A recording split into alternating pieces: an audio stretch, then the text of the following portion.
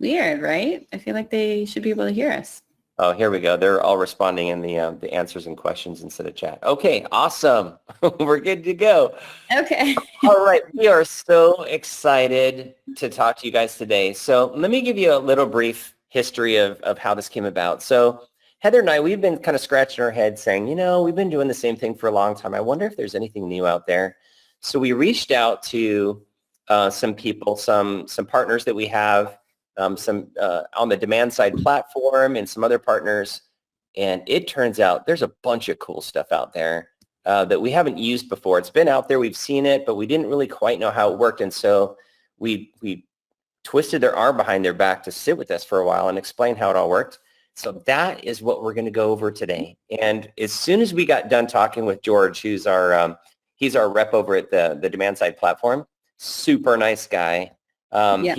We immediately said, we have to tell everyone. This stuff is so cool. So that's what we're going to do today. We're here to tell you all about it. And for all of you who don't have Traffic Oxygen accounts, because we invited some people in today that may or may not have Traffic Oxygen accounts, we're going to be able to get you guys all signed up at the end. There's no cost to it. We'll just get you in. And those who need to reactivate your accounts, you guys can let us know if you are unable to log into your accounts, and we can reactivate your accounts because they automatically go into an archive mode if you haven't logged in for a year or something like that. So one or two of you There's guys. been a few of us that have been in it, that haven't been in there for a while. So definitely reach out if you guys need to get back in. Yeah, we welcome you guys to jump back in. All right. So that being said, let's go ahead and jump right into this. And my name is Chris. And if you haven't met me before, I'm the owner and developer of Traffic Oxygen. I wrote some of the software and then quickly turned it over to a group of developers that we've been working with for about 8 years now. And they're way smarter than I am. It's, they don't like it when I go in and do programming because they got to fix it.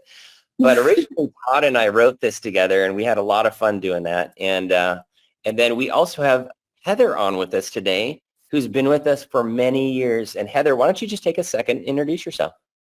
Hi, guys. My name is Heather. Yeah, I've been with Traffic Oxygen for maybe 3 years, going on 4 this December, which is kind of crazy.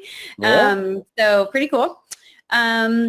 Yeah, so I've been in the marketing world for, I don't know, 20 years, it seems like.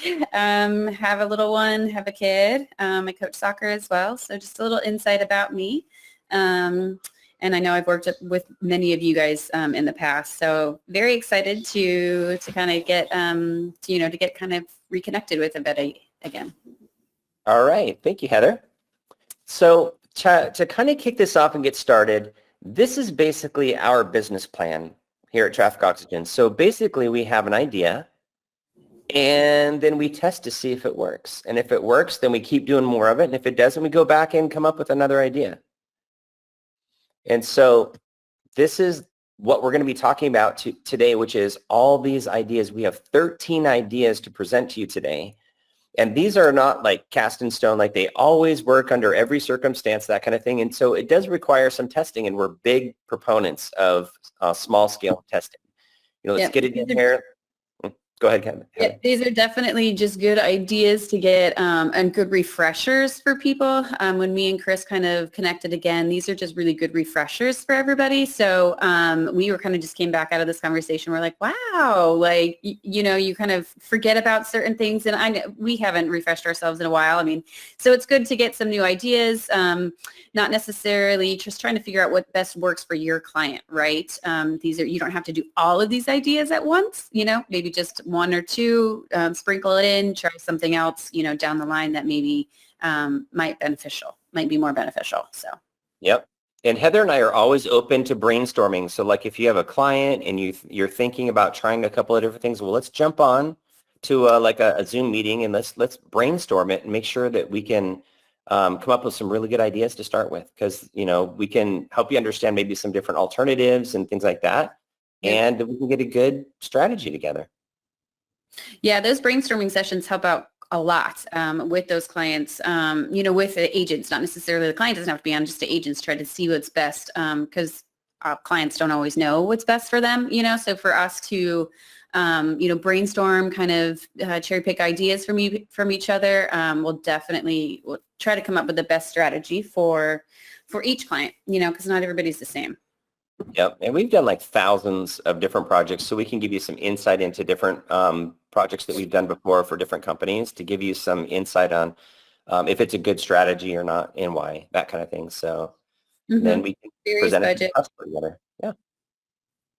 All right, very good. So what we're going to do today is we're going to go over 13 strategies for targeting. And you may know a couple of these, but we didn't even know some of these. So I know for sure some of these will probably be new to most all of you. And so we're excited to be able to share those with you for sure. So Heather, why don't you go ahead and take over here and do this for part.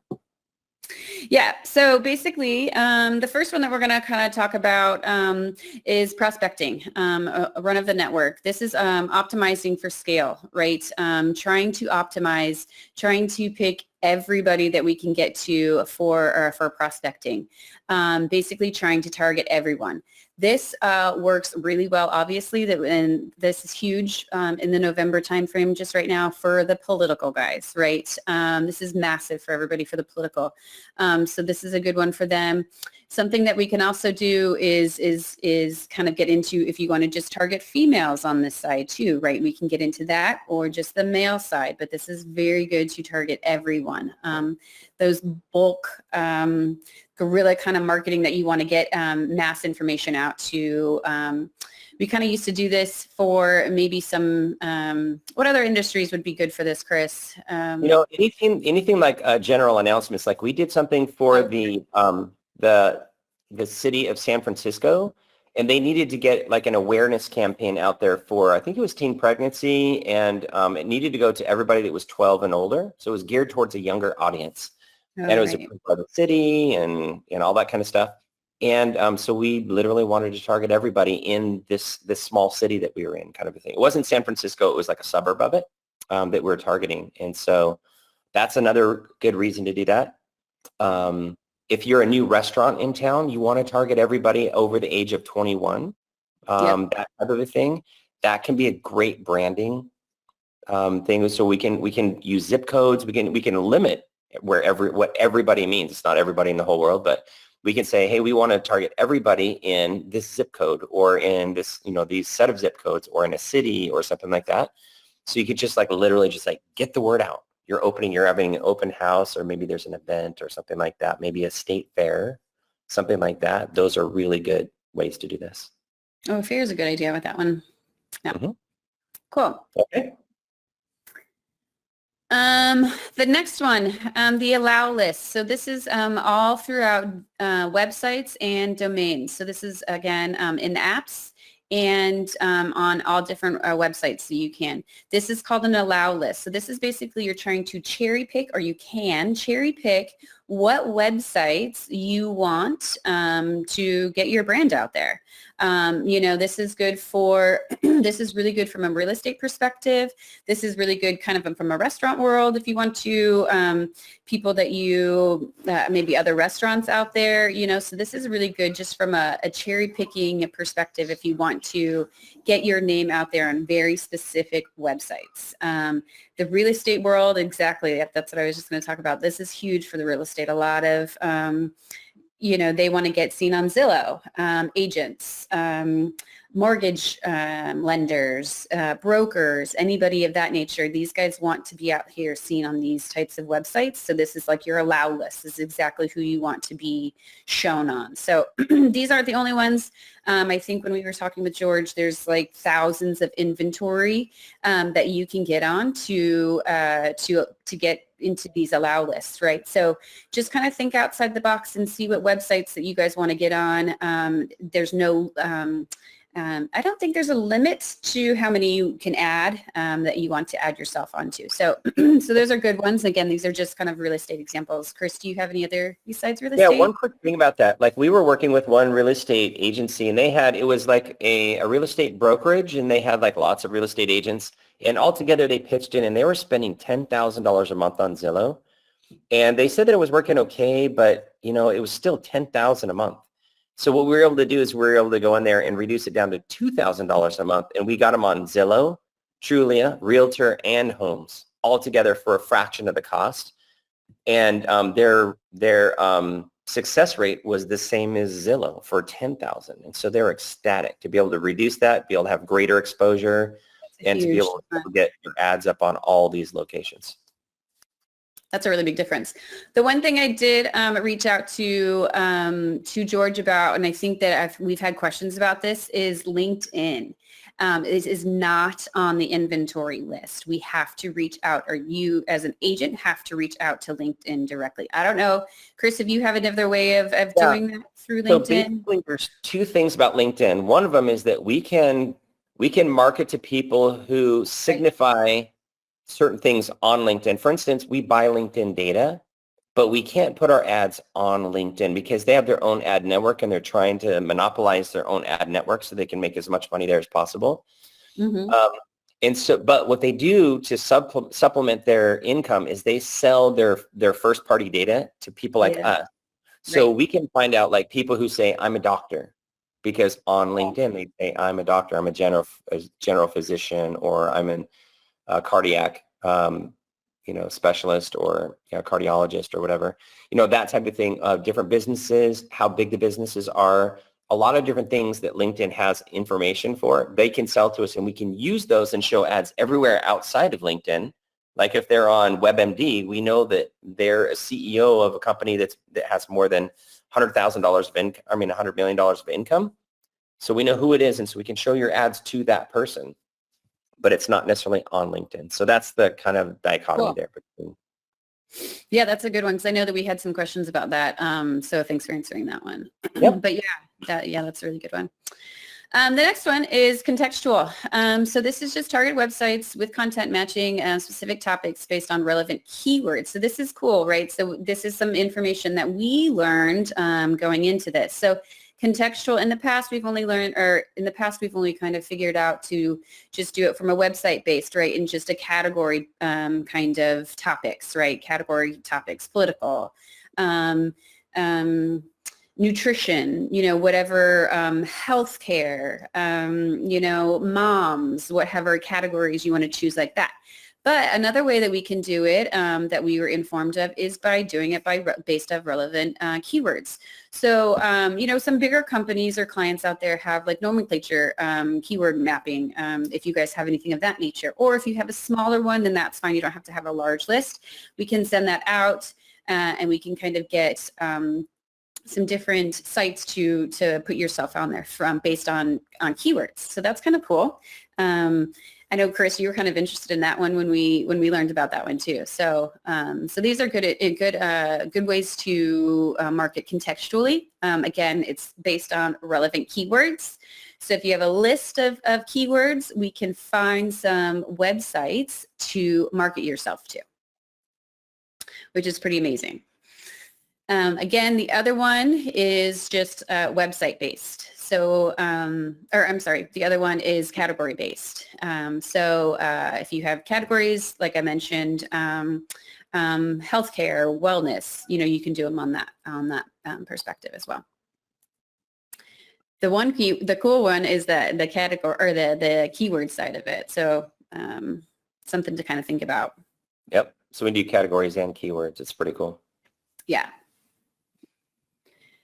Cool. On to the next one. Audience-based. Oh, the one thing, sorry, to go into contextual, you guys, I forgot. The variance between audience and contextual, we use them both really fairly similar, but contextual is a little bit cheaper than the audience side, right? So I know, again, just reminders, those refreshers. So some things that we've been talking about is third-party audiences, targeting them that way based on interest, based on hobbies, based on demographics, male, female, age, and categories, business owners. This kind of gets into that LinkedIn data that Chris was talking about earlier. We just pull that information from those providers that give us that information, and we can reach out to audiences that way. Again, a little bit more expensive than the contextual if you guys are looking at it from that perspective just to give you some insight from that. What other audience, do you have any other insight from the audience perspective, Chris? Audiences are really good. Let's talk about some different types of audiences. There's literally hundreds of thousands of audiences in there. Now, audiences could be like socioeconomic. They could be like what they're interested in, like in market for a car, like you can see right here on the top left. You can see like right here. Let me see if I can do this pen thing right here. You can see right here, this is like in market for a car. This is in market to buy a house. This is like trying to refinance their mortgage. This one right here is shopping for something, who knows what. But there's like literally like, I mean, we can tell like what type of dog people have. Like if they have dogs in their homes or if they have children under the age or over the age of lots of different categories. The list, yeah, that list goes on. Sorry, that list goes on forever. The in-market is actually really good. We've been running some campaigns. The in-market is actually pretty cool because it's actually people that are somewhat searching for those guys actively, right? So it's not just auto dealers. It's like working for GMC, right? So you're very kind of specific on some of those guys. I have in-market for RV dealerships as well that we're working. So those are really specific in-market campaigns and they work great versus just some other ones that just are audience campaigns, right? The in-market, those are people actively searching for those types of keywords, topics, interests, whatnot, so. I mean, we've done campaigns for people who have attended concerts in the past. Yeah. People who are moviegoers, people who are like all these different types of things. I mean, literally there's hundreds of thousands. So what we want you to do is reach out to us and we can look together and we can like kind of fine tune it. What we usually do is we'll search for something real generic first, like auto, and we'll see all these things that come up. And the things that come up will give us really good ideas on how to dive deeper into exactly what it is, like in market for a Toyota pickup. Yeah. Is one of them. You know what I mean? So like we can, and that would be like if we're trying to promote a Toyota dealership, that type of a thing. So we can, super deep dive into like really specific audiences that are like really cool. Another one that we kind of found during COVID was restaurants, right? The QSRs, those quick service restaurants that people used to go to. Credit card propensities, like do they use their credit card at high rates? Do they pay for vacation travel or do they just pay for groceries? So it's very, very large selection of audiences that we can use in this one. So just like Chris was mentioning, reach out to us and see if we can brainstorm on these. There is a list in our training and resources that you can kind of search through yourself. It's a little wonky at points in times, but use that as on your own time to to kind of brainstorm on your own as well. So. Yep. All right. Retargeting. If you guys are not doing this for yourself or anybody that you know, you need to get into retargeting. This is the most largest, hugest, biggest thing that we can offer from a traffic oxygen standpoint. Retargeting is obviously the biggest, cheapest bang for your buck from marketing your clients. The awesome part from a retargeting side of it is we do offer cross-device. So let's say someone's searching on their computer and if you pop up some way, shape, or form, by our awesome marketing through Traffic Oxygen, and it follows them onto their laptop. Not their laptop, onto their tablet as well as their phone. So this is pretty awesome. It follows them, so it stays. It's not just on their computer. People are like, oh my goodness, how did you, I was looking on that yesterday while I was at work. How did you get to here? How did you get to my phone on the weekend, like hanging out with my kids? So retargeting and cross-device is actually one of the cheapest, again, most amazing tactics to use for a strategy side of it. Chris, do you have anything to add for that one? No.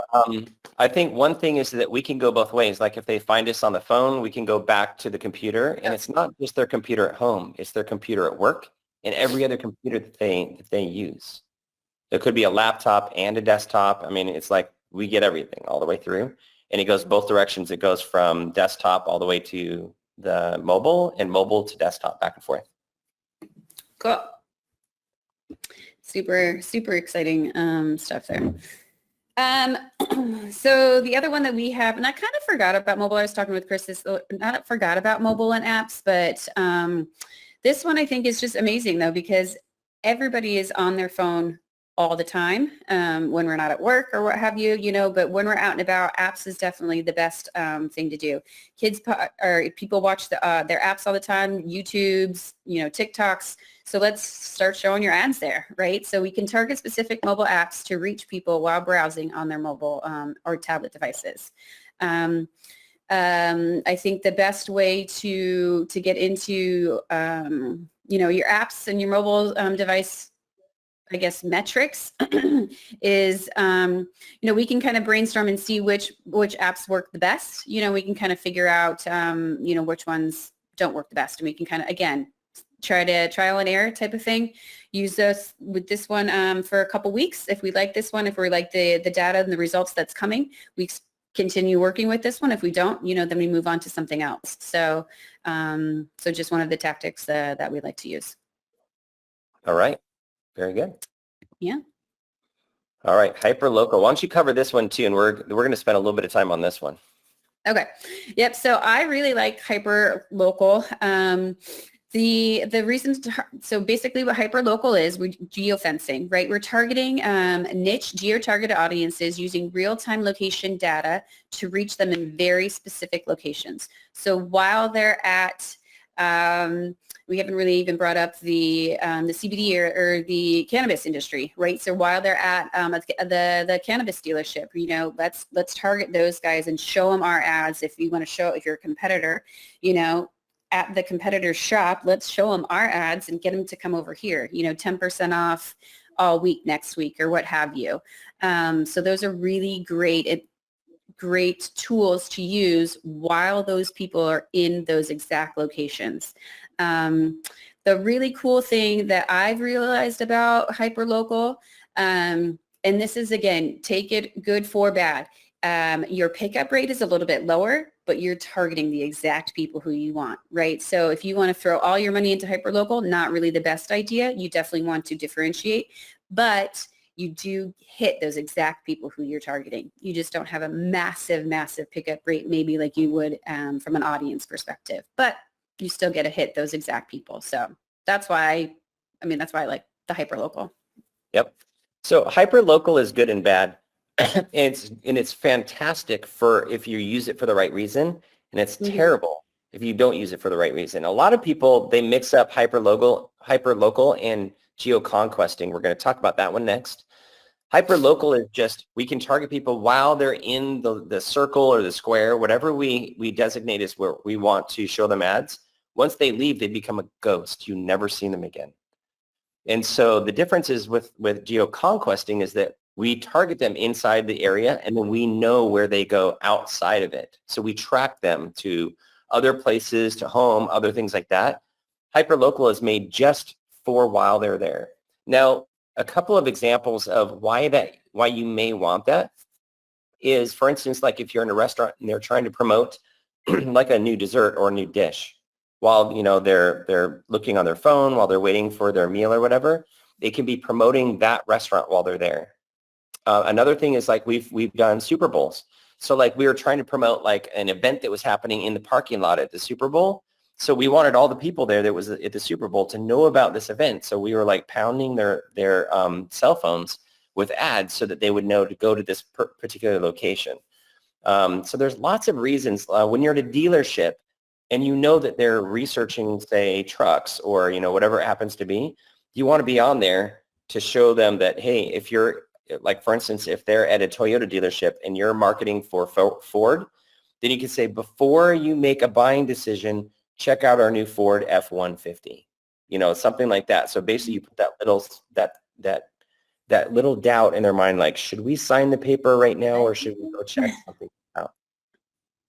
So there's lots of reasons to use it, but there's like lots of reasons not to use it too. And so if you ever have a question on that, we'll let you know if it's appropriate or not. And yeah, we can help you out so you're not wasting your money there. Mm-hmm.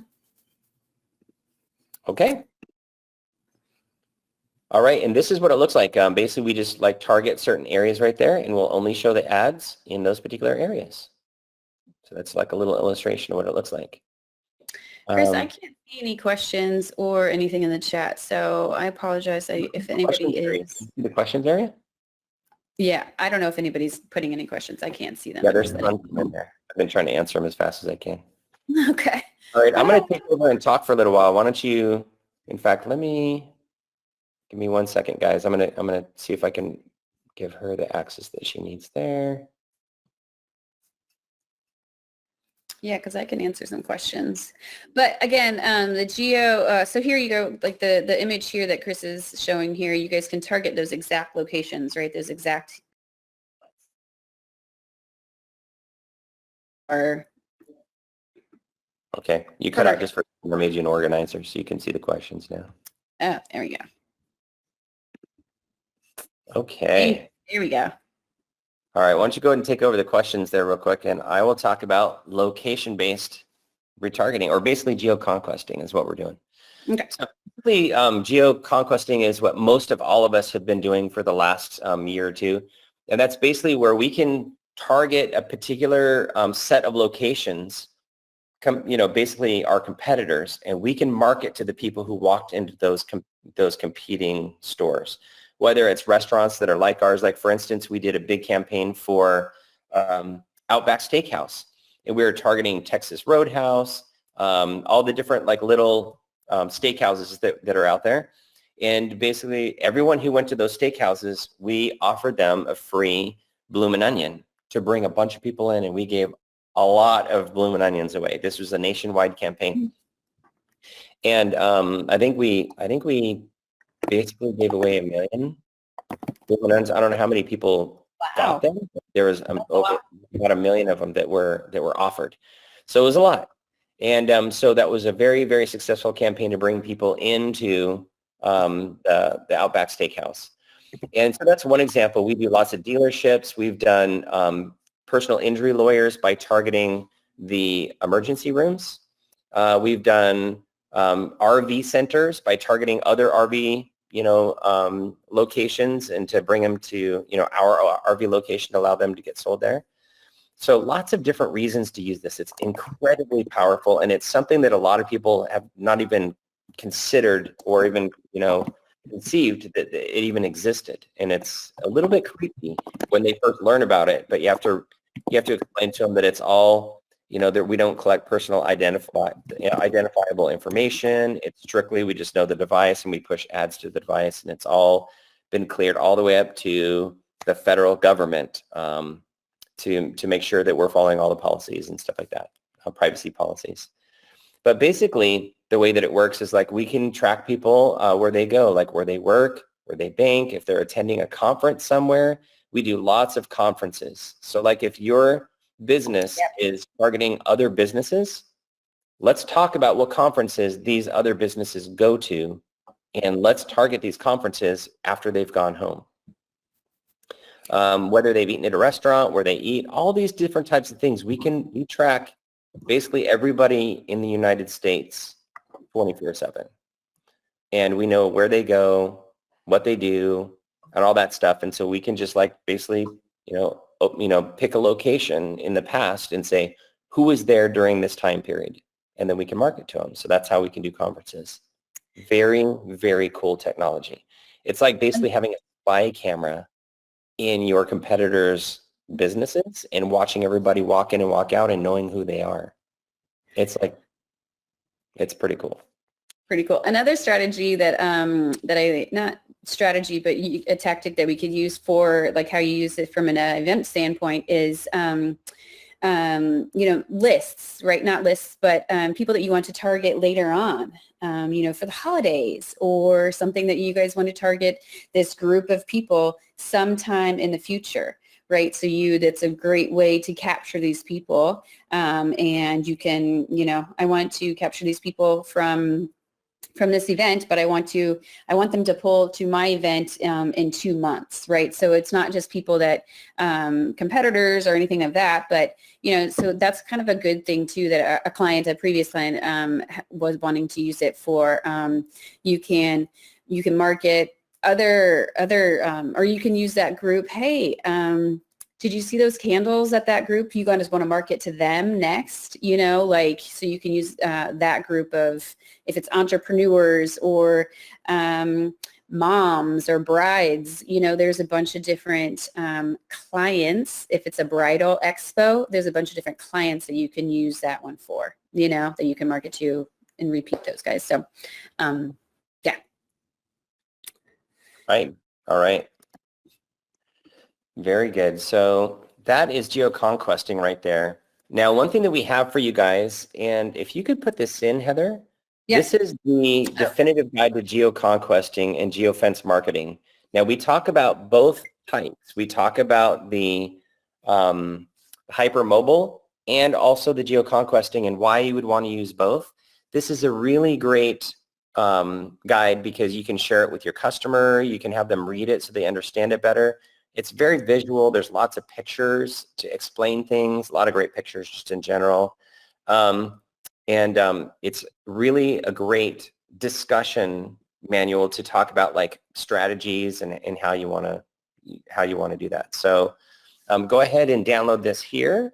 This is going to go right up in the chat window. So if you go down to the chat window there. All right. Thank you, Heather. And then the next one is, native ads.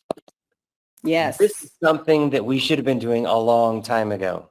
Yeah. So basically native ads, and I know some of you guys know what these are, but native ads are basically ads that are shown in context on major websites to publish, to match the functions and the things that people are looking for. And it matches the feel of the publishing page too. Let me show you what it looks like. Whoops. Hold on a second. So this is, in fact, let me show you what it looks like when it's completed right here, and then we'll go back to that last slide which shows you how it's built. So you can see right here that it looks like part of Entrepreneur Magazine. Now it does say sponsored content in here, right? But basically it looks just like the rest of the site, and it's not super noticeable that it's not on Entrepreneur Magazine from, that's posted by them.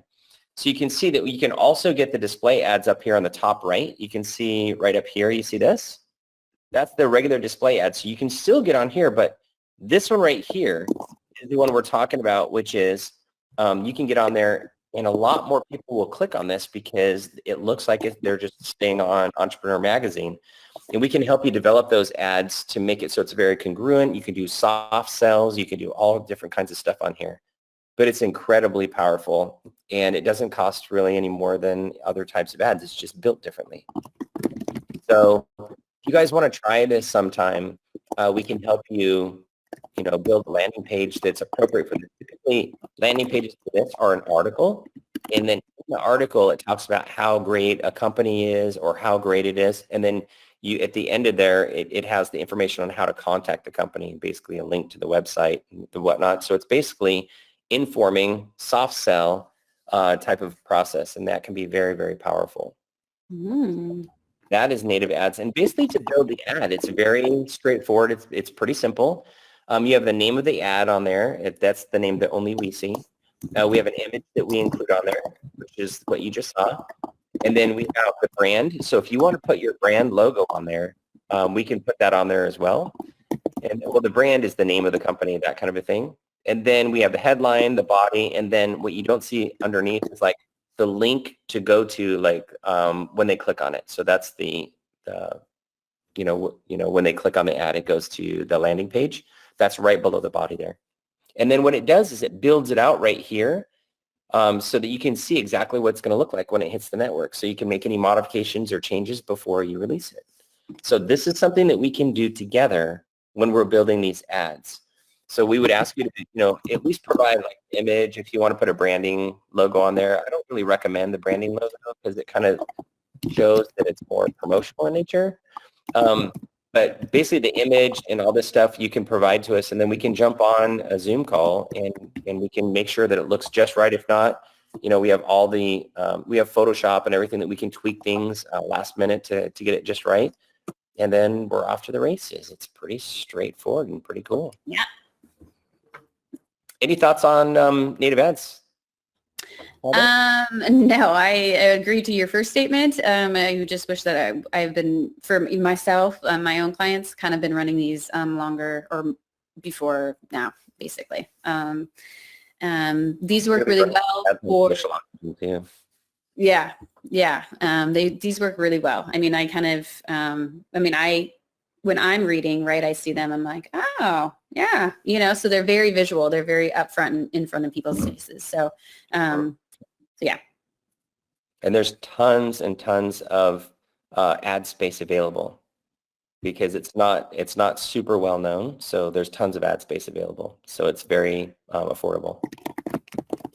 All right, now let's talk about TV. So we had some questions in the past that were talking about video, like, hey, can you do video? We've always been able to show video inside of the ad spaces. That's always a thing. It costs a little bit more, but we get a ton of full-length views on those videos, like way more than you would expect. Like 60 to 70% of the people will watch the entire video. Now it's only 30 to 60 seconds, but you've captivated them for 30 to 60 seconds instead of them just like blowing by. And so those videos are always available. They always have been. So we can definitely do those. Like I said, they cost a little bit more because of the websites that offer video on those. They just charge a little bit more. And it's not substantially more, but it's a little bit more. Now, let's talk about something a little bit different. This is also video, but this is an extension of what we've been doing before. And so basically, we've all been on TV and seen those ads, right? On Hulu and all the other networks, you see the ads, and you've noticed that they're like ads for like local places in your area. Maybe it's a restaurant, or maybe it's like, I see one that comes up all the time, which is windshield replacement, right? Then there's a bunch of them that are around that are just things in our area that, of course, right now we're seeing a lot of political ads and things like that. But this video content is there and it's available for you, and it's available for you guys to get on what's called a private marketplace. And I'm going to show you what that means here in just a second so you can see what that looks like. It's super, super cool. Now, typically the TV, it does cost a little bit more. The ad spend needs to be a little bit more so that you can reach enough people, but it's maybe not as expensive as you might think. Like, you don't have to run a $10,000 campaign or even a $5,000 campaign to make this work. So this is something that you may want to consider for your HVAC clients, for your dentists, for your, like all these like roofers would be a good one too. All these companies that make a fairly good amount of money where they have some discretional ad dollars. Let's get them on TV so people see them.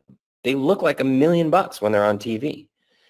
And so let's talk a little bit more about this right here. So this is what it looks like on connected TV. Like, you see the ads while they're watching TV. We've all seen it on Hulu and all the different networks.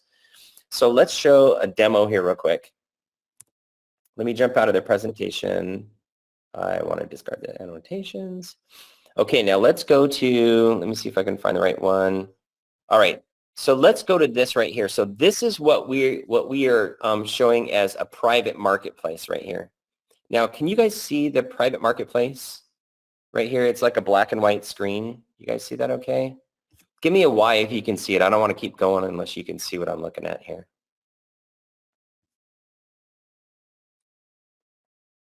One second. Okay, thank you. Oh, so basically what we're going to do is we're going to go under the platform deals. So you can see that there's 1,800 platform deals right now. And what we're going to want to do is we're going to want to say, I want video and I want this on connected TV. So these are only the connected TV items that are up here. So you can see up here that there's like, I want to point out a couple of different things. Here's one that's focused on sports. Here's one for entertainment. Here's one for news.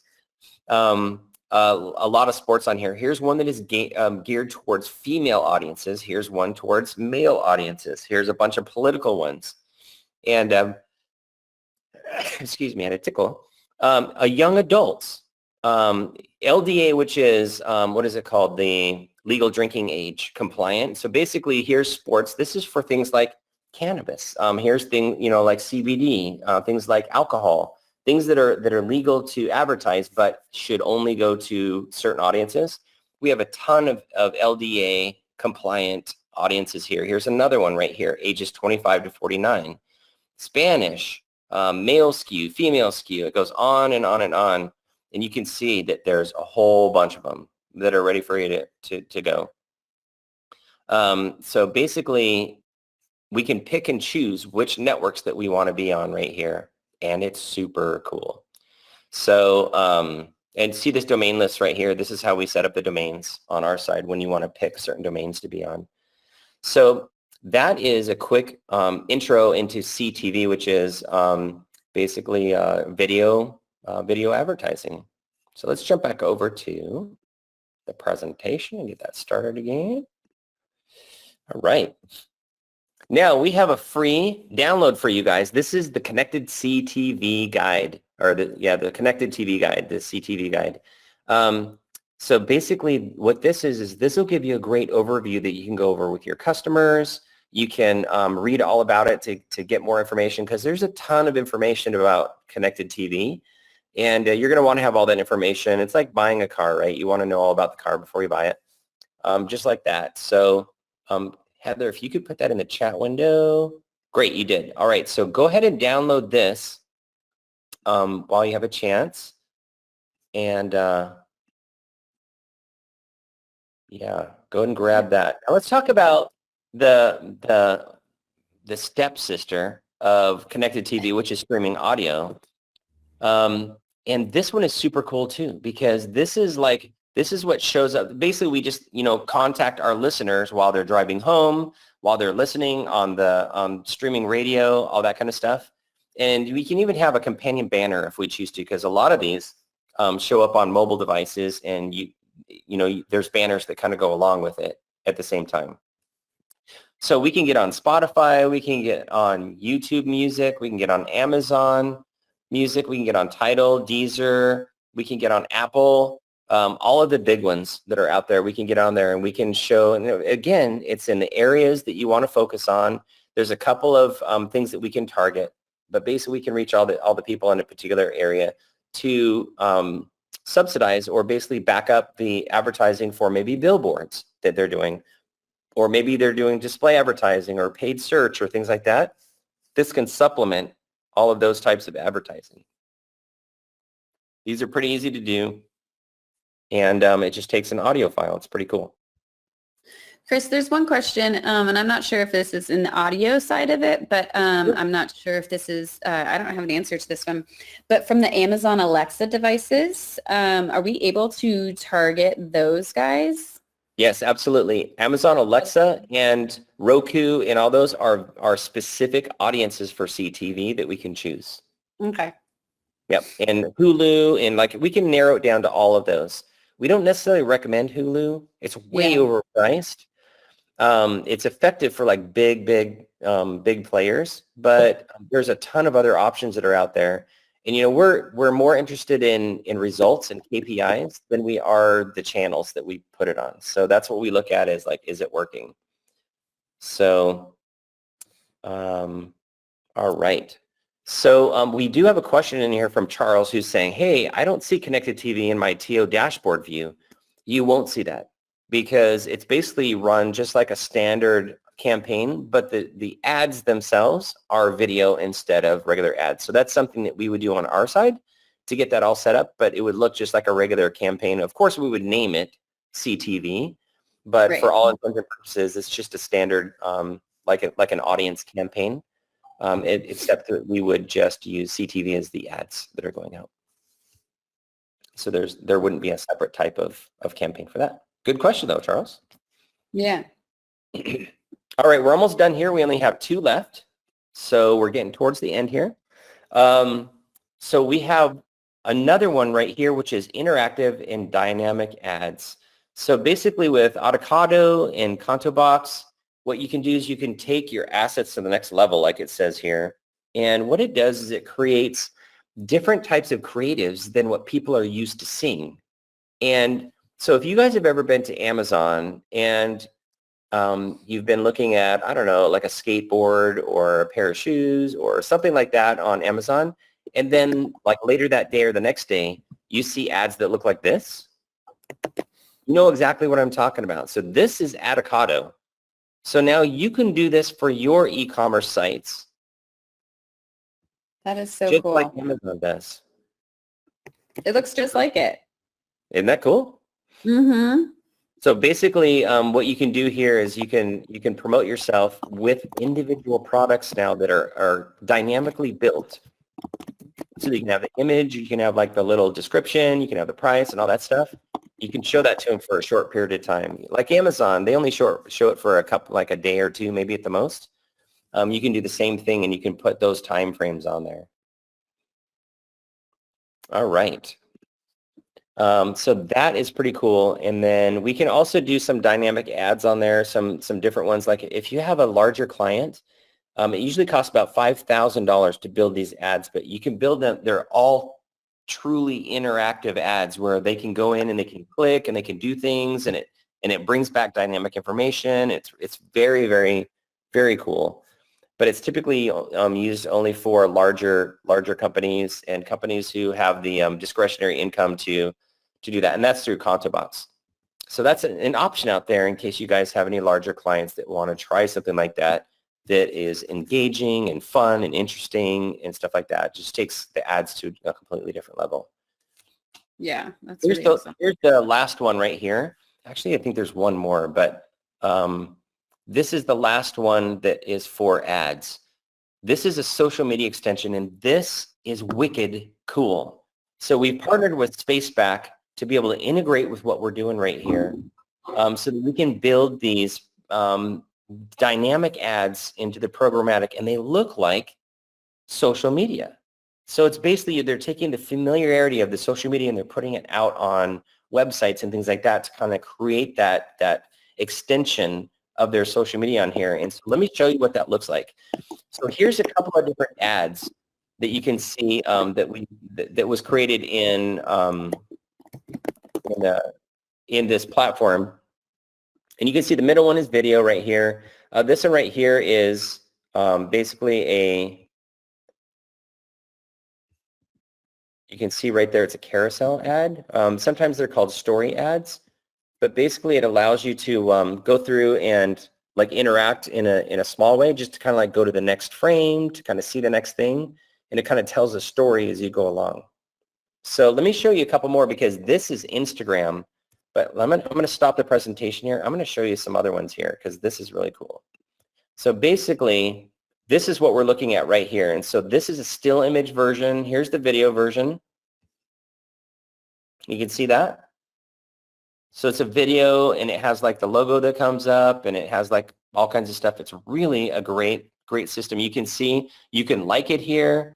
You can basically see the description. You can see the hashtags, all kinds of stuff. Those So are it's very powerful, yeah, right? it's Like it's a very social powerful media. ad.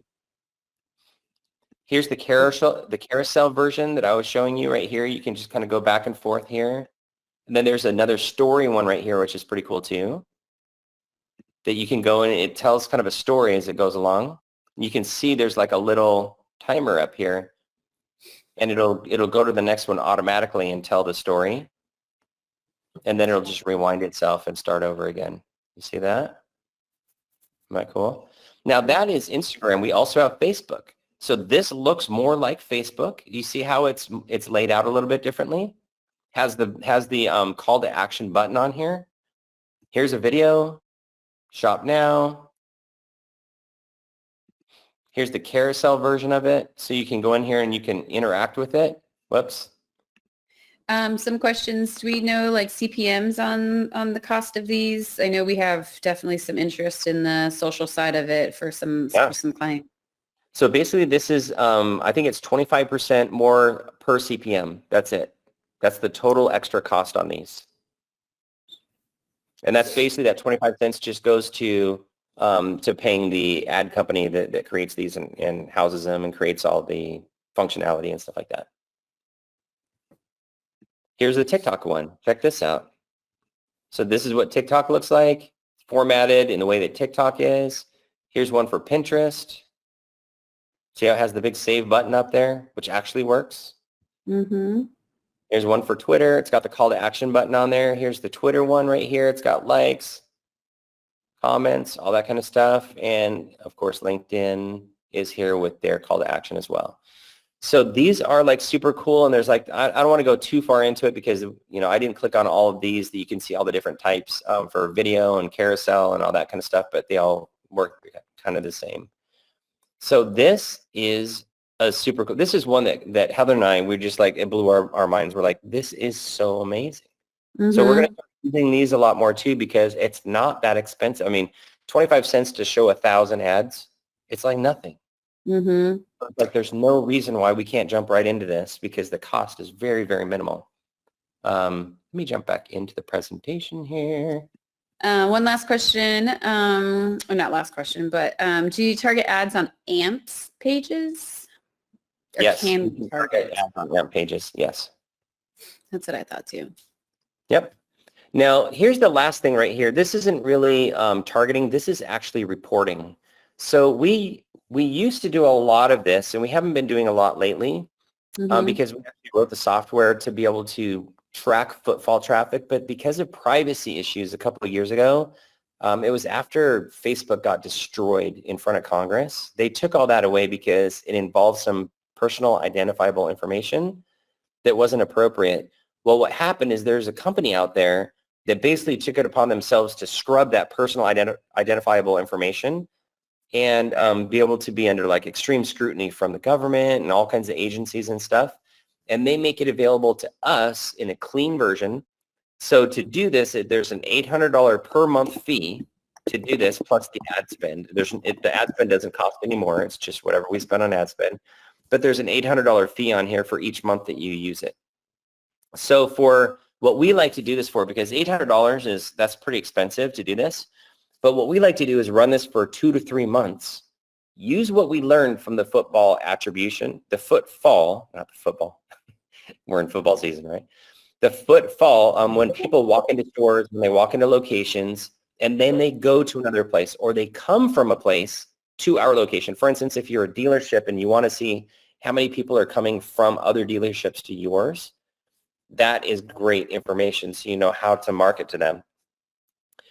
Run it for 2 to 3 months and then turn it off because you've got all the data that you need. So it doesn't have to be an ongoing all the time, and then we'll just run the ad spend after that based on our learnings from the first 3 months of footfall attribution. All right, so that is basically what we wanted to cover today. Now we have some giveaways, and we're going to get you guys all signed up that need accounts. So we're going to do that information now. So here's the tactical guide. This covers every single thing that we did in this presentation. And if you'd like this presentation, we can make this available too. Just let us know if you'd want that, and I'll send out a link in the replay notification with the link to to download this presentation as well. But basically, this tactical guide is just a very short. It's 2 pages, and it just goes over a quick synopsis. And it's white labeled, so it doesn't have our logo on it. But it's made so you can put it in front of a customer, and you can talk about the different tactics and strategies that you can use, and you can kind of explain what each of them are in your own words. But there's a little reminder of what it is on the right side, a little description of what it is to give you a little reminder. And it's just a great way to brainstorm with your customer. Very organized, and it shows like all the different things you can do, and it's very enlightening to show to a customer. So go ahead and download there. Heather just put it in the chat there, so you can click the link and download it. Yep. And then here is the tractor beam presentation. This is something that a lot of people ask for. The tractor beam is basically like pulling people into your business. This is a presentation on the geo-conquesting. Yeah. We wanted to make sure that you had this as well, so you can go through that, because this is a great presentation to show to a customer, to show them why they need, like their restaurant or their dentist, whatever they do, that they want to go out and they want to target their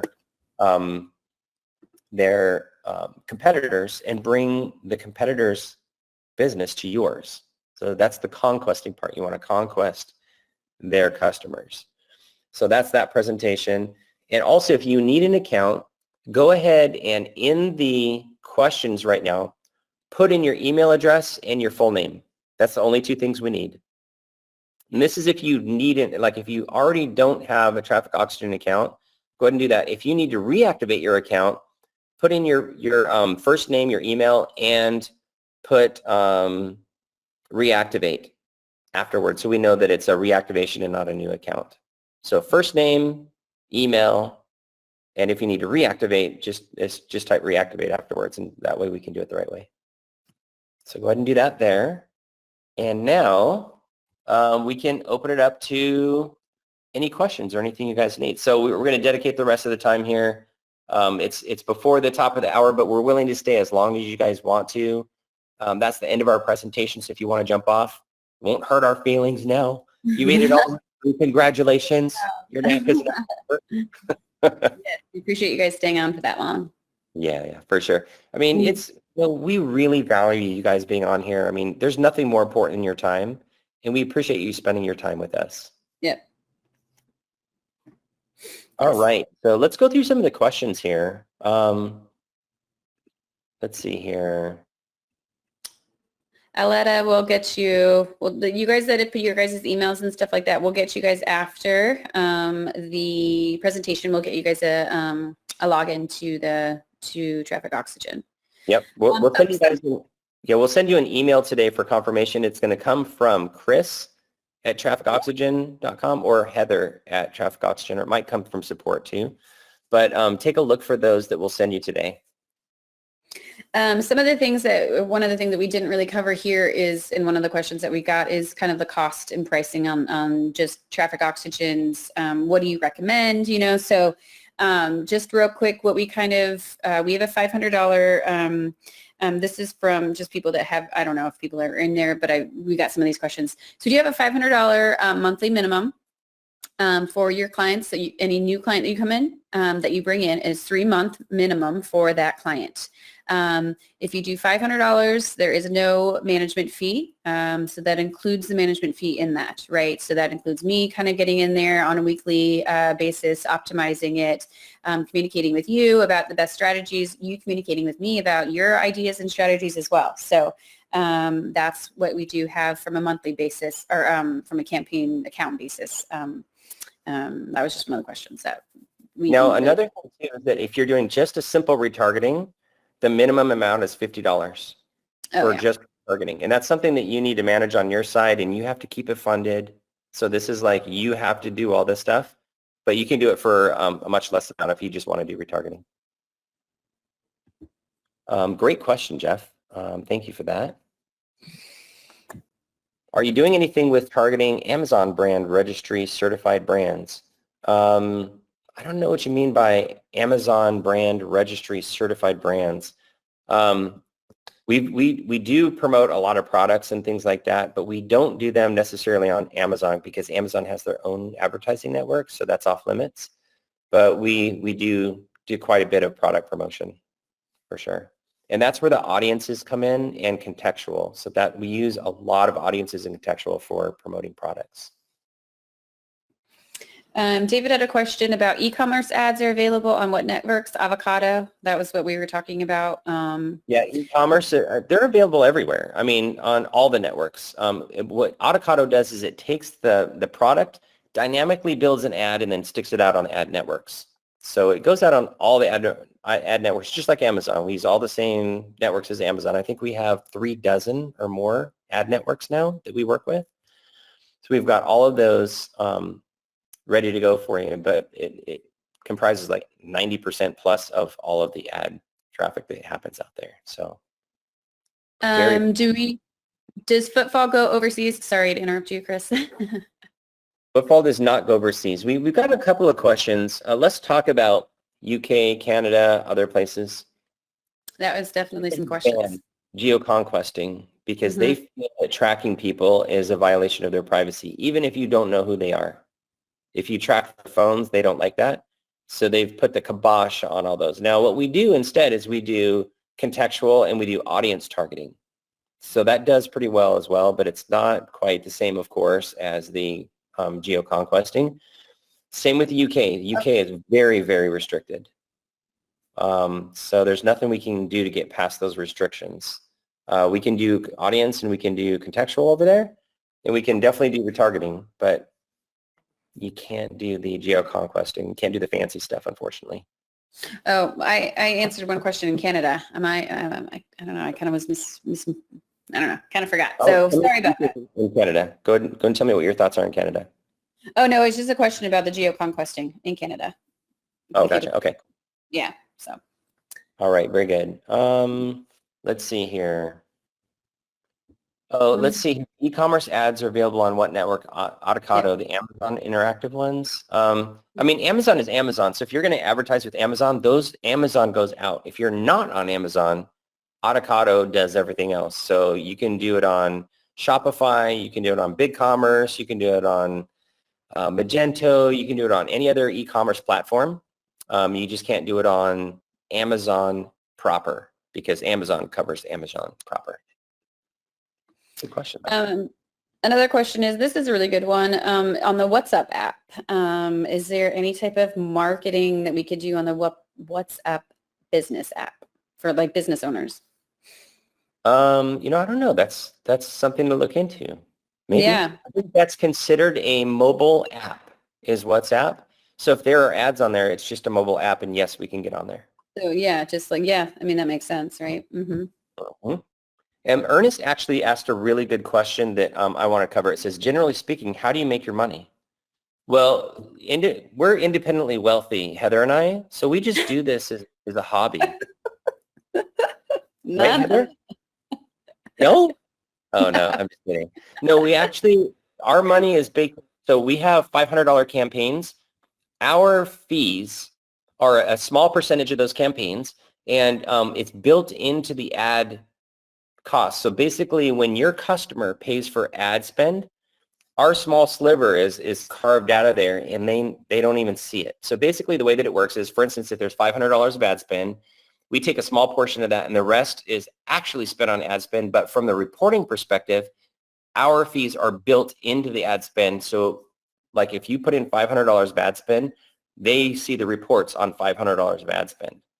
So we basically just kind of build that into the reports so that you can go and put a management fee on there of another $500, and you get to keep 100% of that. So the money doesn't change hands as far as like your customer doesn't pay us and then we pay you. It's nothing like that. It's like you control the money on your side, and you keep 100% of all of the management fees. Makes it super, super easy. It's very cut and dried. And then you just pay for ad spend. Simple as that. And everybody's covered. Great question, Ernest, because I'm sure there's a couple other people going, okay, they're giving us the software and there's no management fees. How's that working? So. One is another earnest question. Are there any quiz style advertising models units for mobile device users? Quiz style. Yes, there is. Yep. And so we covered that under the dynamic ads. It costs $5,000 to set it up. So you're going to have deep pockets to do that. But we can absolutely do quiz, and we can do all different types of things. There's some fancy things that we can do in HTML ads as well, because HTML ads are basically like a website, right? So we can do quiz type ads a lot cheaper if you want to. It's usually around $600 to $800 instead of $5,000. But we can have custom programming done inside the HTML5 ads that are interactive. For instance, when we were working for a group of casinos, they said, we want to show ads that say, you are 5 miles from our casino. Click here for directions. Yeah, that's amazing. Yeah, and so we did that. So we basically put in a geo-targeting snippet into that ad so that we could say you are 6 miles from, from our casino. And then when you click on it, it just goes to Google Maps that shows them how to get there, right? And so so we can do certain things like that with JavaScript inside. So we might be able to do something a little bit cheaper for you. But yeah, it's definitely possible. Definitely through the third party, $5,000, or we can do some stuff on the HTML5 stuff. But if you want to reach out to us, send us a note at support@trafficoxygen.com, and we'd love to brainstorm that with you and see what works best. Yeah, that was a really good question. Ernest's got some good ones.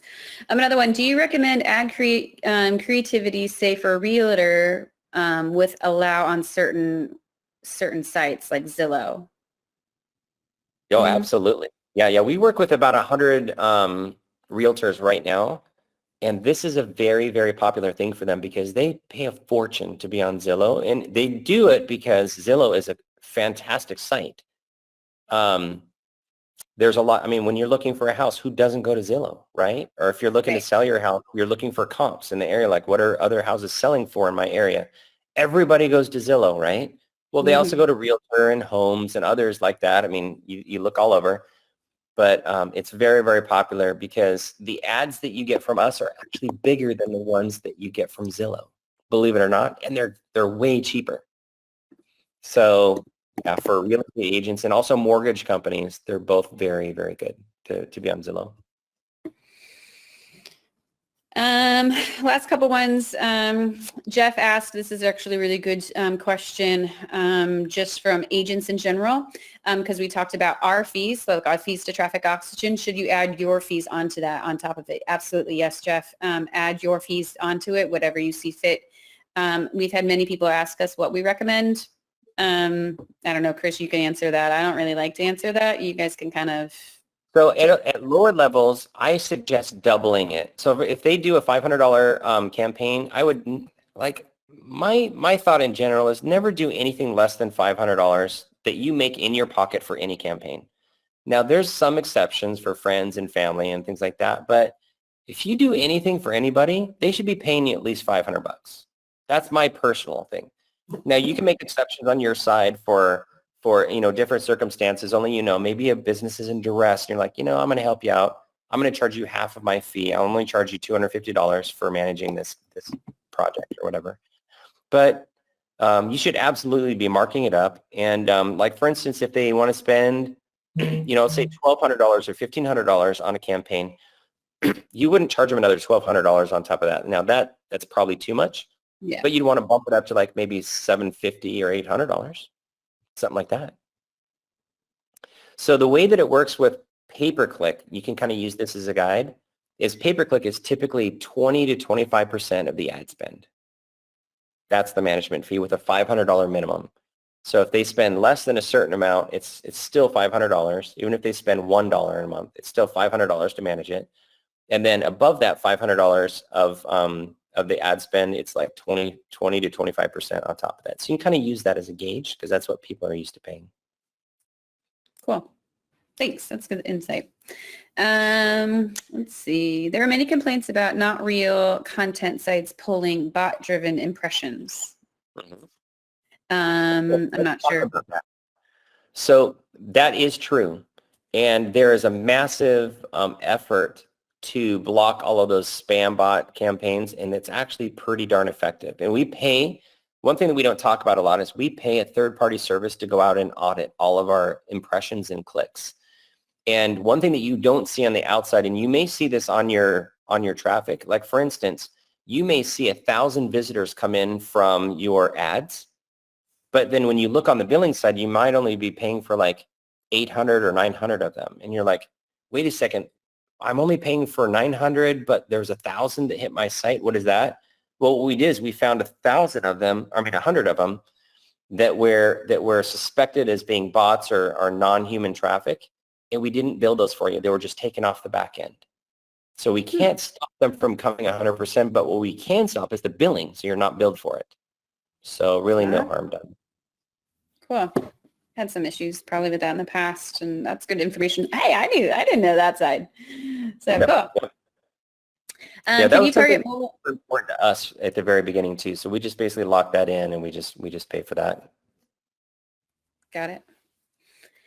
Can we target mobile video ads on YouTube? Yes, right? Mobile videos. No, we can't. YouTube is, they have their own, I mean, that's Google, right? So Google has their own videos on YouTube. So I'd recommend if you want to do specifically YouTube marketing that you go through Google AdWords to do the YouTube marketing. That'll be most effective. As much as we'd like to, you may see our ads show up from time to time just because they pay for ads as well. And we do go through the Google network. It's not as specific and as powerful as YouTube marketing from Google AdWords. Oh, that's pretty cool. We only have a few more. Do you build ad creatives or do we need to have a GA do it? We do ad So creative. yeah, we do ad creatives. It costs $150 for a set of ads that builds all the right shapes and sizes and everything for a campaign. Um, and what you get with that, like if you're to go to say, there's a bunch of companies out there that will do these as well. You don't have to go with us. It's not a requirement. In fact, we don't really make hardly any money off of it anyway. It's more of a just a let's get it done fast so we can get the campaign rolling type of And an you know the effort. quality is good. Yeah, the quality is great. I mean, we have a couple of designers out of the Philippines who are like fantastic. These Yeah. guys are super good. Mm-hmm. Um, whether if you're like a dealership, you know how like auto dealerships, their ads are like spectacular. They're like world class, right? Yeah. This guy can do that level of work when needed. So, Yep. um, but we can do those. If you want to go to $20 banners, it's $20banners.com. Heads up, they don't cost $20. They cost 180. So they cost a little bit more than ours. You can go to Fiverr and you can get some ads done on Fiverr. Those are less than 150 typically, sometimes not. So if you find somebody good on Fiverr, that's kind of hit and miss, you can give it a try. But you absolutely don't have to go through us. The thing you do get with us is that you get free updates. So Mm-hmm. like if you change your ad copy, we just do it, no cost. We just do it and upload it for you. If you want to redesign the entire ad, it's another $150 because we have to have the ad designer go and start from scratch again. But any updates or modifications are free for life. So Are all campaigns priced the same? Same ad cost? no. So like if you do video, it's very different than the regular ads. If you do contextual, it's cheaper than it is audiences.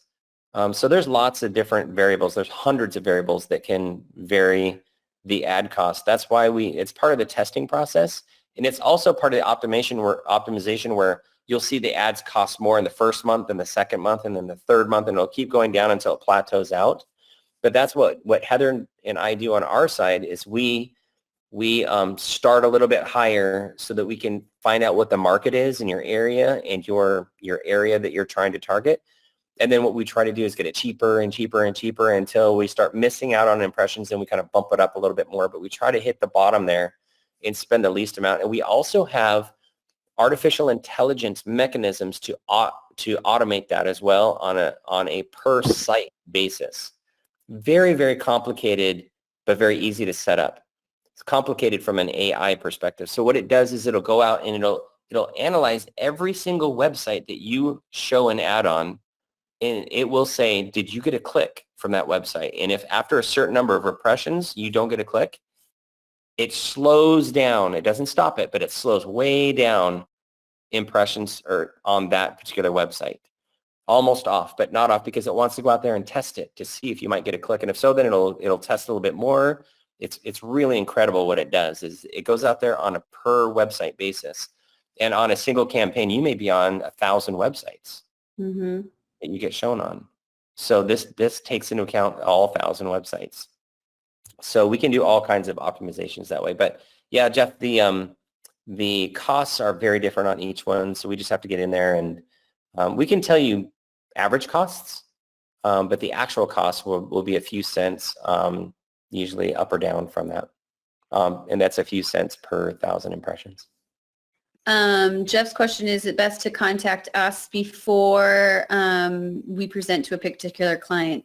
Absolutely. Yeah. I would try to brainstorm. We can kind of maybe give you some insights, give you some audience data that you can go to your client with.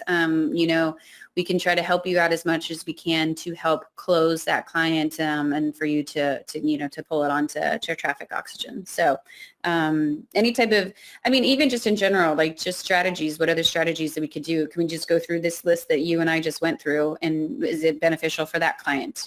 So yes, please reach out to us first. Yeah, absolutely. And don't feel like you're bothering us by asking us questions or asking to get on a phone call with us, because that's what we do all day. We love to meet with you guys and brains. That's the funnest part of what we do. We don't necessarily like pushing buttons and getting things set up. What we like is the tactics and the strategy and the monitoring to see if we're being successful or not. That's what we love to do. So please contact us. Otherwise we get lonely. I mean, Heather, she's getting tired of my jokes. Yes, that's true. It's funny only for a little bit. The first time was funny, not after that. So feel free to do that. And also, like she said, we'll jump on with your customer and jump on as a role of like project manager or whoever you want us to be. We can be the guy or gal that runs your display advertising campaigns, and we can provide all the information. One thing that we won't talk about is money. You talk about money with your clients. We basically say, oh, we just build the ads and run the campaigns, and we don't know about any of that. We'll just completely deflect to you. And that's unless you give us the some parameters and we talk about it beforehand, and you're like, yeah, you can talk about it, but let's do this. Then we're comfortable talking about it under your pretense as far as like what you want to get out of it and what your markup's going to be, your management fees and stuff like that. We can definitely do that, but we would never overstep our bounds and talk about money and things like that with on a campaign or on a call with your client. Yeah, absolutely. And nobody cares who we are anyway. No. I mean, right? No. So. I think that's it from the questions perspective. Right. There is definitely a massive list of people that wanting to either get re-signed up, reactivated, or so we'll have to go through the questions and we'll be able to do that. Yeah, we're going to stay on for a few more minutes to copy off all the names and emails and stuff like that before we close down. So you'll probably see us on here for a little while, and then we'll close out from there. But thank you for spending your time. It's so great to be able to share these super cool targeting techniques with you guys. Heather, thank you for being on. It's great to have you on. Yes, I appreciate it. That was good stuff. We'll try to get some more information out to you guys, I guess at a better cadence, maybe a monthly or something like that for you guys. Kind of been slacking, but this is very good information, good refresher, good introduction to different tactics basically. So perfect.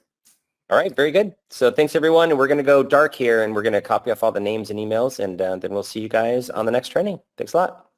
Bye.